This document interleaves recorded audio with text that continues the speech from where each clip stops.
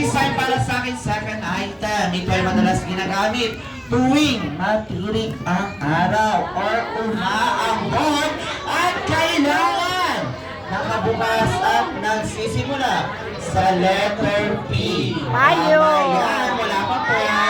Itampo nyo na yan. Let's go! Tayo. Kailangan nakabukas mo, nakabukas. Open it, baby girl. Open it. Let's go. Kailangan nakabukas. Alright, baby girl, may nauna na si ate. Paunahan lang tayo dito. Alright, this time, Kuya Gab, close mo na kanyang umbrella. Baka matusok tayo. Ayan. What's your name, baby girl? Ate Chloe, ano yung dala mo?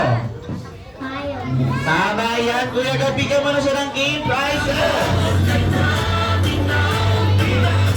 At syempre para sa ating third item to bring, ito ay madalas ginagamit ng karamihan. Pang-withdraw ng pera, tama yan. Itakbo na sa akin ang ATM! Ang kailangan ko po ay ATM machine. Takbo muna kayo sa Almar. Bit-bitin. Sarap lang. Ano pangalan mo, kuya?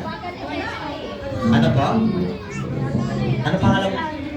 Kuya James. This time, mommy and daddy. Asan si mommy tsaka si daddy?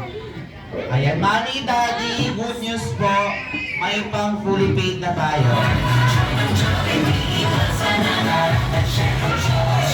Kaninong video po yun? Ma'am, pasuyo ko ng pin code na ngayon.